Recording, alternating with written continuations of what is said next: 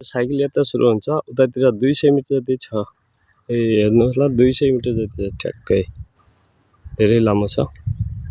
यहाँबाट यहाँ चाहिँ कोलदार अझ बिछाएको छैन, कोलदार बिछाउने काम भइरहेछ। र यहाँबाट म सिधै फटाफट गएर साइकलमा फटाफट जान्छु साथीहरू। यो चाहिँ कति मिटरको कति किलोमिटर अर्थात् कति सय मिटरको होला भन्ने ठ्याक्कै अनुमान लगाउनु गाह्रो छ।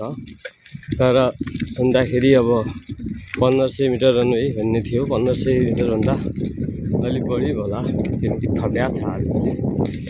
यो साथीहरू श्री 5 महेन्द्रले तत्कालीन अवस्थामा यति राम्रो यति फेसिलिटी बनाएर यति किसिमको चाहिँ यो योजना प्लानिङ गरेर बनाएको कुराहरू यिनीहरूले भन्छन् मैले बनाएँ।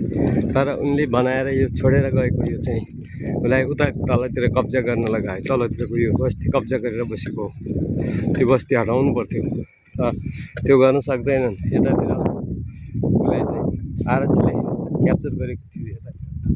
उनीहरूलाई त्यो आरक्षीलाई बल्ल तल्ल यो साल पोहोर साल विस्थापित गरेर अनि पोहोर सालदेखि नै यो चाहिँ निर्माण काम सञ्चालन भइरहेको छ र केही निर्माण भइसकेको छ। 3 साल भइसक्यो सायद।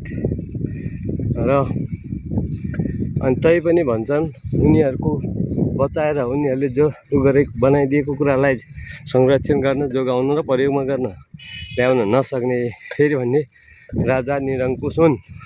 कसरी भए त राजा निरङ्कुश?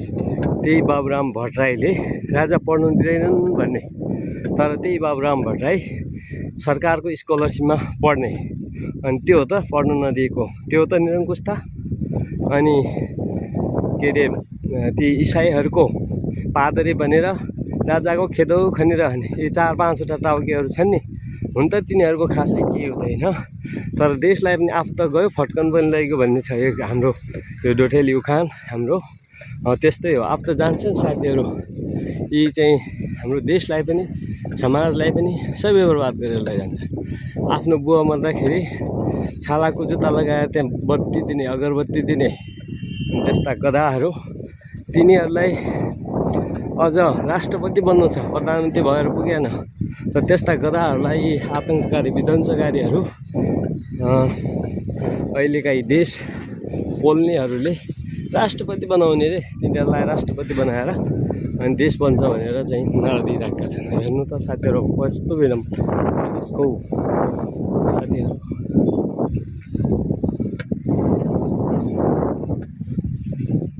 यो हेर्नुहोस् त साथीहरू, त्यो देशको यो यहाँ चाहिँ बाख्रा चराउने, गाई बस्तु चराउने, पाल्ने भने त्यो चाहिँ काममा प्रयोग भइरहेको छ। हाम्रो चाहिँ एयरपोर्टको दुरावस्था बनेको छ साथीहरू है। त्यसैले अब हामीले ढिलो नगरिकन यस्ता राष्ट्रघातीहरूलाई के गर्नुपर्छ भने चाहिँ खेद्नुपर्छ। तुरन्त समयमै खेद्न सकेनौँ भनेपछि यसले हाम्रो देश बर्बाद गरेर देशलाई विदेशको पल्टोमा पारेर जान्छ साथीहरू है। त्यसैले हाम्रो यो चाहिँ के साथीहरू निर्माण कार्य आजभोलि त खै त्यस्तो छैन। यहाँ चाहिँ यिनीहरू होइन निर्माण सामग्रीहरू त यहीँ छन्, मेसिनरीहरू के तर यो हेर्नुहोस् गौचरण भएको छ साथीहरू। अब यहाँ पहिला म पनि आएको थिएँ, 50-51 सालतिर पनि आएको थिएँ, 45-46 सालतिर पनि। उता प्लेन देख्यो कि दौडिएर आउने गर्थ्यौँ हामी। त्यहाँ टाढा घर भएको हुनाले त्यहाँबाट कम्तीमा 10 मिनट लाग्थ्यो दौडिएर आउनु, बच्चा छँदाखेरि पनि दौडिएर आउनु। अनि यहाँ पुगेर बल्ल तल्ल त्यो देख्न पाइन्थ्यो। अब साथीहरू आजको यिनीहरूले यो महेन्द्रनगरको यिनले यो चाहिँ ग्राउन्डमा कहिले प्लेन देखेकै पनि छैन। अब हेर्नुहोस् त, अब यहाँबाट हाम्रो विभिन्न ठाउँहरूमा जोड्नुको लागि तराईतिरको उसलाई पहाडतिर जोड्नु, पहाडलाई केन्द्रतिर जोड्नुको लागि प्रत्येक जिल्लामा सदरमुकामहरू बनाए। ती सदरमुकामहरूको यस्तो बेहालत गर्थ्यो। ल ती चाहिँ सदरमुकामहरूमा भएका ती होइन जिल्ला सदरमुकाम र त्यतिखेर अञ्चल सदरमुकाममा भएका यस्ता यी चाहिँ एकदम विकासका पूर्वाधारहरूलाई सम्पूर्ण विच्छेद गरेर ध्वस्त गरेर नयाँ बनाउँछु भन्ने त्यतिखेर 11 अर्ब मात्र 11 अर्ब पनि थिएन, 10.9 अर्ब थियो। 9.5 अर्ब ऋणमा रहेको देशलाई 30 अर्ब के अरे 30 खर्ब ऋणमा पुगाइसकेको छ। 11.5 अर्ब ऋणमा भएको देशलाई 30 खर्ब चाहिँ ऋणमा पुगाइसकेको छ देशलाई। फेरि पनि अझै यिनीहरूले देश त हामी बनाउँछौँ, नेपाल त हामी बनाउँछौँ भन्ने नारा दिइरहेका हुन्छन्। त्यसैले साथीहरू, अब सम्पूर्ण दर्शक श्रोताहरूले पनि के गर्नु पर्यो भने यो चाहिँ वास्तविकता बुझेर मात्रै तिनीहरूलाई भोट दिने, तिनीहरूलाई अगाडि बढाउने काम गर्नुहोस्। अन्यथा हाम्रो चाहिँ ल साथीहरू, अब यो चाहिँ लगभग 6 मिनटको भिडियो बन्दैछ मेरो साइकल यात्रामा। अनि 6 मिनटमा हामीले यो चाहिँ पार गऱ्यौँ। अनि एकदम ठिकै चलाइराखेको छु, साइकल त्यति रोकिएको पनि छैन।